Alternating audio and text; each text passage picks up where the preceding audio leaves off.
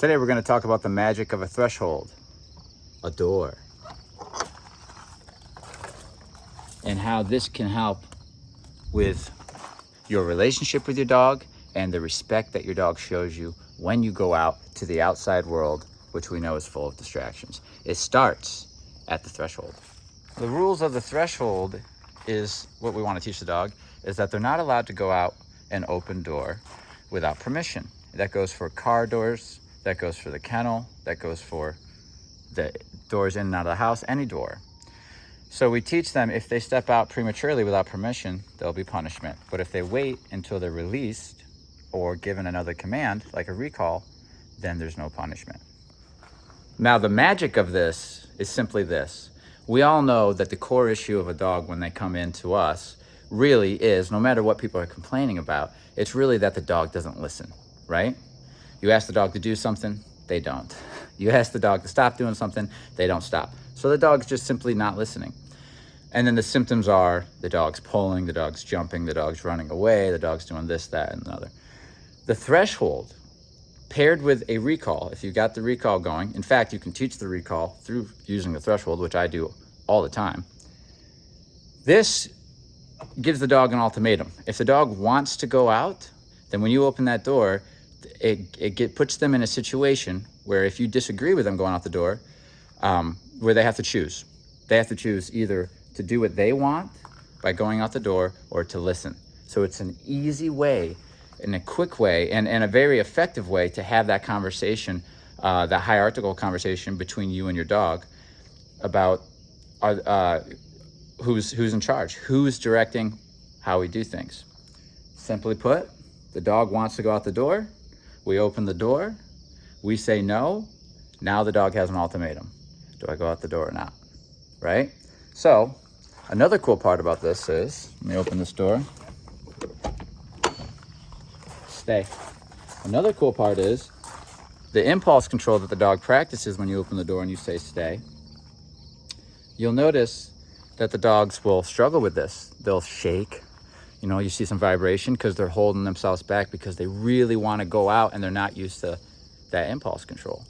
But as the dog practices this, that all goes away. So if you're seeing your dog as being pushy at the door, you're gonna want to work on the threshold. And you can simply work on it without even having to leave. You can just pull your dog out and just continue to do the threshold. Let them out. When you release them, which I'm about to do, and then go back to the door and show them how to get back in and just keep doing that. Do it with the kennel door, do it with the house doors. This is gonna teach your dog to start the outing off with respect and to be checked in and tuned in with you. Now, here's a quick little tip. If your dog wants to bolt out the door and you really notice your dog wants to bolt out the door, the first couple of reps, and you'll find this on some of our videos, we allow the dog to make the mistake of going out the door, and then they get a correction and a recall. So we're not telling the dog to stay the first couple of times. We're letting them learn what the consequence is if they make the mistake. Once the dog's past that, you'll see she's not gonna come out the door, right? But she still needs, which she's already done, but she still needed that exercise of waiting at the door and getting the shakes out and then calmly coming out when it's time. Good girl. Break. Good girl. Now notice she comes to me. Good girl. All right, good, nice girl.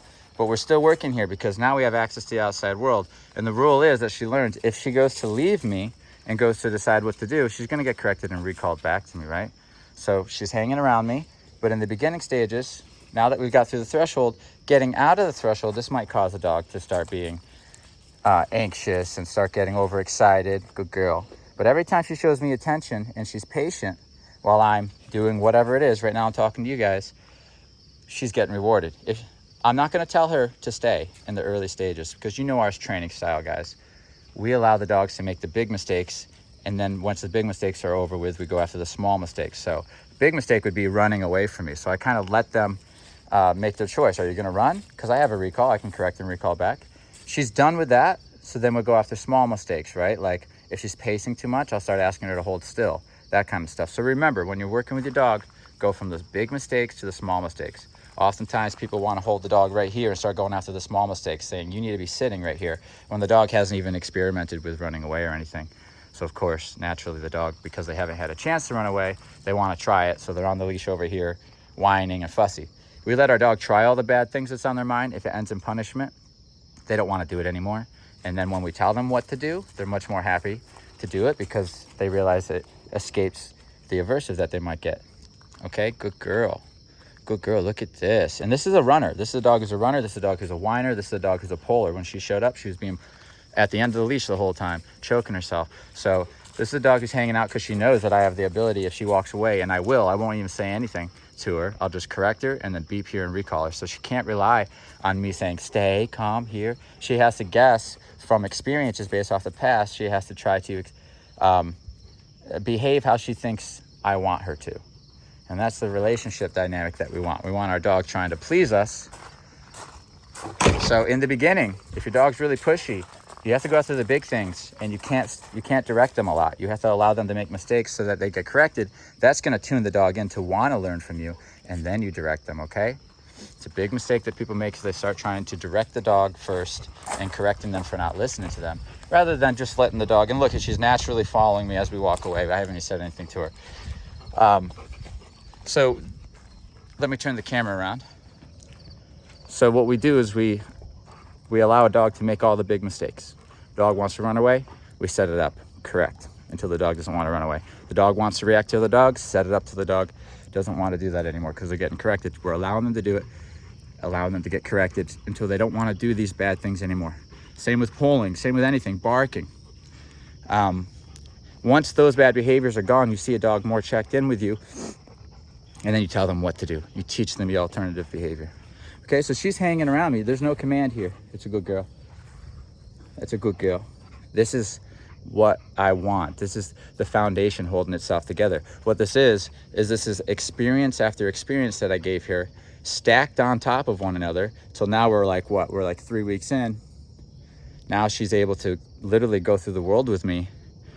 And if I couldn't talk to her, we'd be okay.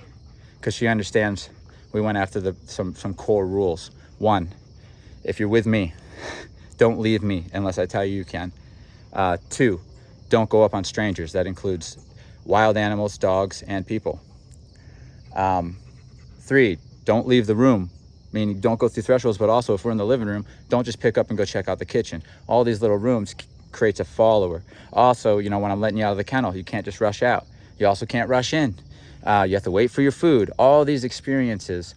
I'll correct you if you're too rough in play, but I'll also protect you from the other dogs. All these experiences lead her to believe that she's following me. Good. And so she says, okay, I know what he likes and what he doesn't like at this point, so I'm just going to be in the right attitude and state of mind, and I'm going to just do my best to do what I know that he likes and don't do what he doesn't like. Okay, that's a state of mind. That's a follower state of mind. That's calm and submissive, right? If she switches her state of mind, if I notice that she starts to want to be independent and starts to say, I don't want to follow this guy, I don't care about the behaviors that she's doing wrong. She doesn't necessarily have to bark or do any of that. If I can identify when she's switched and she's now in this state of trying to be independent, I can just correct that. So if her energy raises, another core rule is you got to be at a low energy unless offered otherwise. That's the default, low energy around me, which is natural for dogs to do with each other. Say, hey, don't bring that stuff around me unless I offer it. So that's, if she raises in energy or if she starts to become independent, I can correct that because that's a state of mind issue. She also knows that you need to be calm and submissive. Calm, right? Keeping it chill, which for her, this is chill. And submissive, meaning you submit to the situation, you submit to me and my direction, okay? If she leaves that state of mind, I can simply just correct for leaving that state of mind. It doesn't have to be tied to a bad behavior, but believe me, it'll get to one. So that's what we call state of mind training. And Zena is going to rely heavily on her relationship with her owners and her understanding and their understanding of state of mind training. If Zena leaves calm state of mind, she gets corrected. Zena's trained to know that that means go back to calm submission. As soon as she's back at calm submission, that's my good girl. right? Just like a dog would do to another dog in the pack. If there's a hierarchy formed and a dog who's subordinate tries to come up and break some of these core rules, have a little too high of energy, be a little disrespectful, that dog's going to be corrected by the leader dog, by the dog who's higher up, simply for stepping on the boundary of the hierarchy. Okay? So dogs understand this stuff. Good girl, look at this. This is what I love, and there's no commands. We'll get to the commands, but this is beautiful. No running away. She's looking at me, she's with me, she knows we're doing stuff together. She knows I'm choosing the direction. We're walking, she's following. If I turn around and don't say anything, is she gonna come with me? Yes, she is. Good. I don't even have the remote in my hand, but I'll grab it. Okay? So the commands, everybody thinks that's a fix, but the commands are just, if you think of it like a human, it's just learning to read and write. They'll know how to do it, but are they going to be good in school? Just because you're smart and you know the answers and you know how to read and write doesn't mean you're going to behave in school. Behaving is a relationship thing. So is she going to do her commands politely and respectfully? That depends on the relationship that she has with her owners and to her house and to the situations with them. And that relationship's developed through experiences.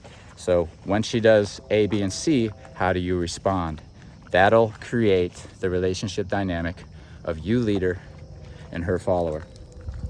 Or her leading herself and you having nothing to do with it, right?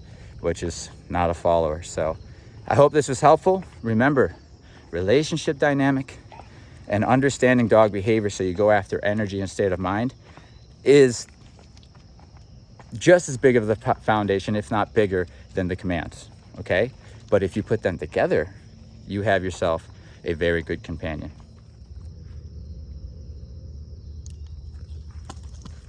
That's my good girl. That's a good girl.